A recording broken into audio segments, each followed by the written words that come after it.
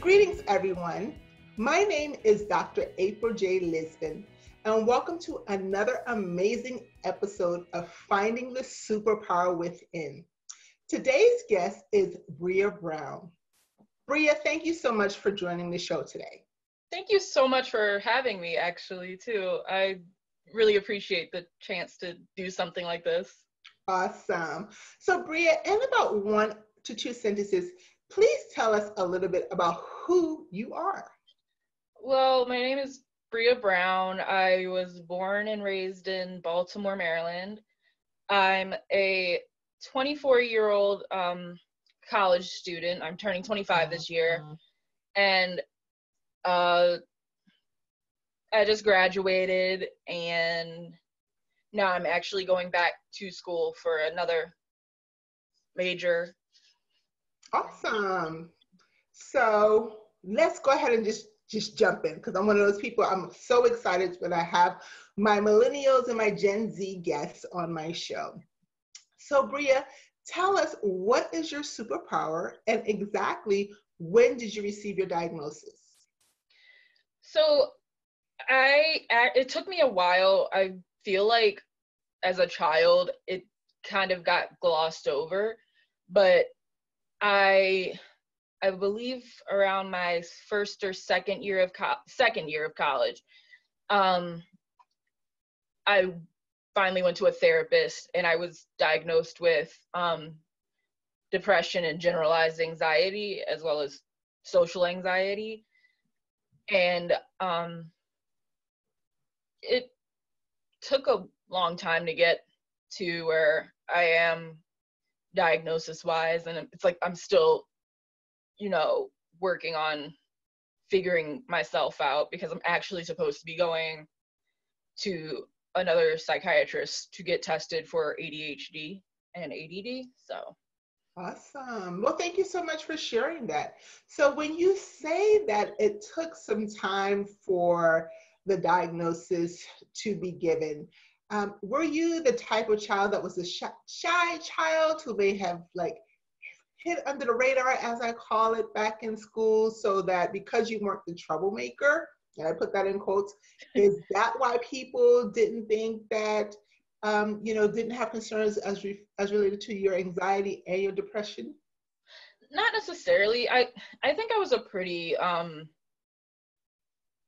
there child. I was very weird. I can't deny that. But I feel like it was more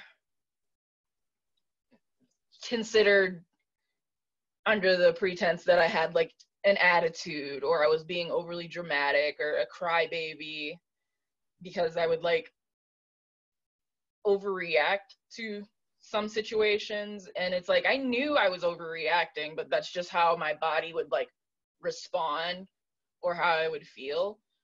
So I personally just feel like it wasn't exactly and it's not anybody's fault that wasn't discussed, but I feel like it was just people assuming I was just being a bratty child.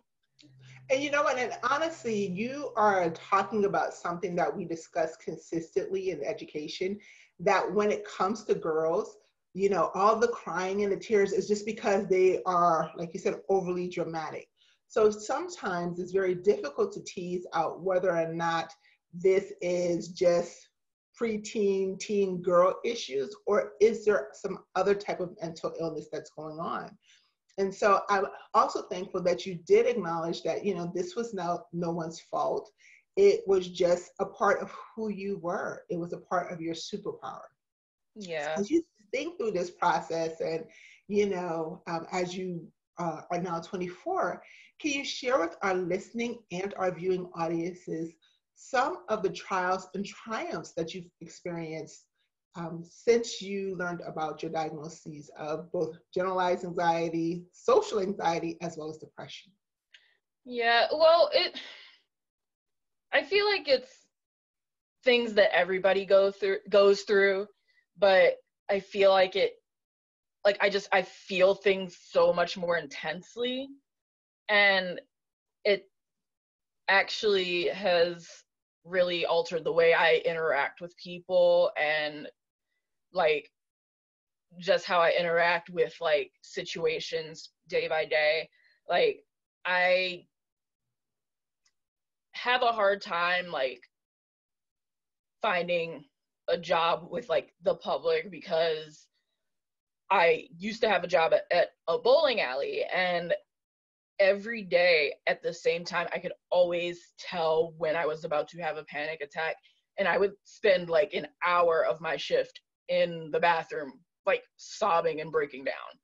Wow. So I've just, I find it easier for me to work in like family businesses or like just private owned businesses, where I feel like I'm a little more not secluded, but like I'm working on a level that I feel like I can manage myself. Mm. But then like it's also like I struggle with maintaining friendships sometimes, and like talking to people in general, and just like meeting people. I always feel like it's gonna turn out pretty badly. So I get really like scared to interact with people. Wow. Wow. So, and this is something that I really want people to understand and realize, that people who struggle with significant anxiety and depression issues, it is very difficult for them to engage with people. It's not that they don't want to. It's not that, like Bria explained, that they're trying to be bratty or they're just overly emotional. It's because I describe it as it really hurts. It's like you have this desire to reach out and to connect with people, but just the thought of the process, I describe it as, what's the best way I can think about? Walking on pins, pins. Yeah, And, that's it's exactly like, what it is. it's this process, but the thought of it, just the pain of it, it actually sends you into a panic attack. So my next question is, when it comes to your younger self, and as you think about where you are today, what would you tell your younger self about this journey and how you would want to support your younger self? Yeah, I tell my younger self that it's okay to speak up for yourself, and that there's nothing wrong with that, because even now I have it where I'll hold a lot in, and I'll just either brush it to the side or like put it off completely, because I feel like it's not as important as anything else somebody else is going through. So I mean, I'm still working on that, but like I would tell my younger self that it's okay to, you know, ask for help. It's okay to talk about how you feel. It's okay to feel what you feel. Oh, I love that. I love that you said that it is okay to feel what you feel, because sometimes in our society, we make people feel like that it's not okay to go through the hurt. It's not okay to go through the pain. As I've heard people say, "Oh, just suck it up," and that Yeah. everything can be sucked up. If you're feeling it, and I want people to listen to this. It is okay to express yourself.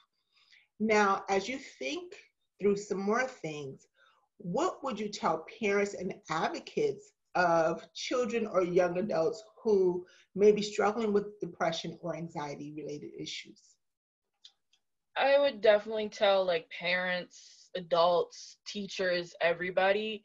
I would tell them to like be much more open-minded. Like don't jump to the conclusion that somebody's in the wrong. Don't jump to the conclusion that somebody's being bratty or just has an attitude. Like don't jump to that conclusion, because a lot of the time that's where it starts to get swept under the rug, even by that person that's experiencing this, because you feel like, oh, okay, maybe I am being a brat, maybe I am being selfish, so I should just not say anything about it, or like I shouldn't just bring it up. I'll just bottle it in and try not to be a burden to anybody. And I want like older people to realize that it's not as easy to just get over it as a lot of people think it is. Wow, this is powerful. And I can see the emotions working through you as you talk through this process. So I celebrate you and I thank you for your courage right now, because I know this is challenging for you. I know that this could potentially put you into a panic attack. So I thank you for the courage that you are showing today to our listening and to our viewing audience. Yeah, I really appreciate it. Because like sometimes I feel like I can't talk about certain feelings. Like I have to like put it aside and just act like I don't feel it because somebody else is going through something. So it's really nice to be able to actually open up about how I feel and like what it's like working with things like this. So and I'm telling you, I can see so many kids saying, yes, yes, she understands me, as well as other young adults saying, oh my gosh, thank goodness someone is willing to talk about it, because I was too afraid to talk about it. Because like you described and as you said, you know, all too often, you know, it's almost like we try to measure, is my pain, are my feelings more significant than someone else's? And as you heard today here from Bria, your feelings, your emotions, your hurts is no different than someone else's. So it's so important and so vital that you speak up. So my next question, before we get ready to start wrapping things up, is this. Where do you see yourself 1 year from today after today's interview? Okay, like a year from now would be, was that 2021? In a year, I definitely see myself well into college. I'm going to UMBC. I'm majoring in Japanese language and culture studies.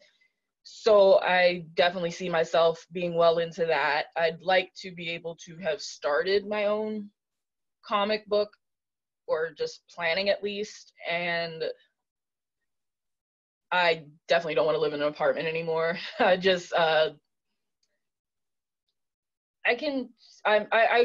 see myself doing, I guess, bigger things for myself, and just, you know, I want to continue to let people like me know that even if you're going through things like depression and anxiety or ADHD or anything like that, you will get to the other side of it. Like there's always rain before a rainbow. So I love it. I love it. So once again, ladies and gentlemen, I am so honored to have Bria Brown on this show today. Bria is an amazing young woman whose superpowers includes depression, generalized anxiety disorder, social anxiety disorder, and as you heard earlier in the show, she's also looking to be assessed to determine if she may have ADHD, either inattentive type or that hyperactive impulsive, or a combination of them all. So Bria, and I hope this is not too much to ask, what is one thing that you would want to leave our listening audience with before we actually close today's show? I guess I can just say, you know, always be your authentic self. Put yourself in a place where you know you'll succeed, regardless of if you feel like it's going to be in somebody else's way, because, you know, you deserve to be able to get the help that you need. You deserve to be able to succeed as well. So just always remember that it's okay to put yourself first, and that, you know, it's all right to do that. and just, be the you that your younger self wanted to look up to. Wow. That's inspiring. So once again, ladies and gentlemen, this is another episode of Finding the Superpower Within. I am your host, Dr. April J. Lisbon. Once again, Bria, thank you so much for joining the show. Thank you.